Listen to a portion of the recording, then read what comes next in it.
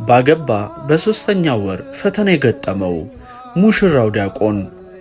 እርሶም ይህን ታሪክ ከሰሙ በኋላ የእርሶን አስተያየት ስለሚጠቅመን በኮመንት ላይ ሐሳቦትን ያስቀምጡልን። ሄራንን ያወቅኳት ድሮ ልጅ እያለን ሰንበት ትምህርት ቤት ነበር።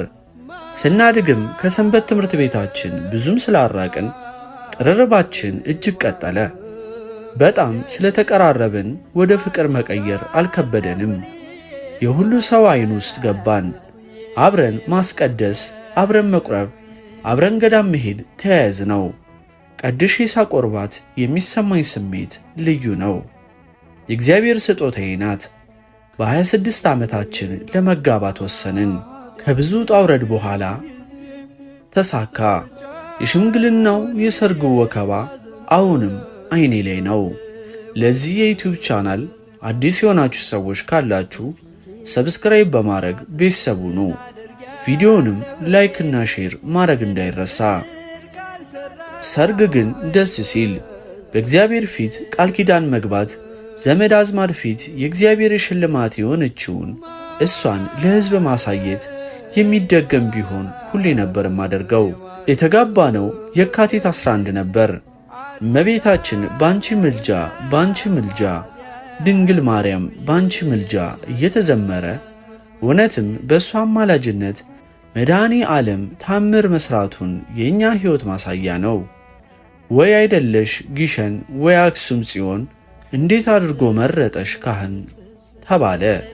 ውብ ቀን ነበር።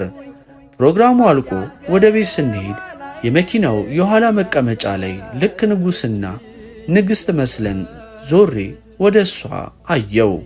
እምባዬ መጣ። የልጅነት ፍቅሬ፣ የዘላለም ሕይወቴ የኔ ብቻ መሆኗን ሳስብ እግዚአብሔርን አመሰገንኩት። በልቤ ሌላ ቃል ኪዳን አሰርኩላት። ሁሌም እንዲህ ውብ ሆና እንድታምር ፍቅሬን ለደቂቃ እንደማልቀንስባት ሌላ ቃል ኪዳን በእግዚአብሔር ፊት እገባው። ወር አለፈ። ቤት ውስጥ ድሪያ ለብሳ ጸጉሯን ወደ ኋላ ሲዛ ሳያት ይበልጥ ታሳዝነኛለች። ትክ ብዬ ሳያት ሁልጊዜ ምነው ቆንጆ አይታ አታውቅም ብላ ትስቃለች። በእርግጥ አዎ አይቼ አላውቅም፣ አንቺን ብቻ ነው። ከልጅነት እስካሁን ያየሁት አንቺን ብቻ ነው። ሀብዬ ጉርምስናን ስጀምር ልቤ ከጀለው አንቺን ነው። መኖር የጀመርኩት ሕይወት የገባችኝ ባንቺ ነው። የኔ አበባ ልላት እፈልግና አብሮኝ የኖረው አይናፋርነቴ ይይዘኛል። እንኳን የኔ ሆንሽልኝ። በተጋባን በሦስተኛው ወር የሆነ ቀን ሌሊት ላይ የሆነ የወደቀ ነገር ተሰማኝ። ብርድ ልብሱን ከላይ ያራግፌ ድምፁ ወደ ተሰማበት ከነፍኩ። ሄራን ነበረች። እናት ምን ሆንሽብኝ? እኔ እንጃ። ልነሳ ስል እግሬ ከዳኝ። አንስቼ አልጋ ላይ ያስቀመጥኳት። ረጥባለች። ሽንቷ አመልጧት እንደሆነ አይኗ እንባ ቅርሮ ነገረችኝ። የኔ ምስኪን ተሳቃ እኮ ነው። ቆይ ባል ይታፈራል። ተነስተን ሶፋ ላይ ተኛን። በንጋታው ሥራ ለመሄድ ስነሳ ቀድማኝ ነክታ ነበር። አባቴ እግሬ እምቢ አለኝ አለችኝ። አትቀልጂ ተነሽ፣ ማርያምን እግሬ አልታዘዝ አለኝ። እያለቀሰች ነበር። አንስቼ ለማቆም ሞከርኩ። ልትወድቅ ስትል አቀፍኳት። ደንግጠን ወደ ሆስፒታል ሮጥን። ቆይ ከፈረንሳይ 6 ኪሎ እንዲርቃል? ረጃጅም ምርመራ አደረጉላት። ከወገቧ በታች ፓራላይዝ ሆናለች።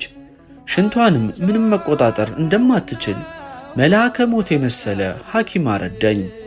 እየቆየ ወደ ላይ ከፍ ሊል እንደሚችልና ሙሉ ለሙሉ ልትንቀሳቀስ ልትችል እንደማትችል አቀርቅሮ ነገረኝ። ለልቤ ትልቅ ሰይፍ የገባበት የመሰለ አመመኝ። ስቅቅ ብዬ አለቀስኩ።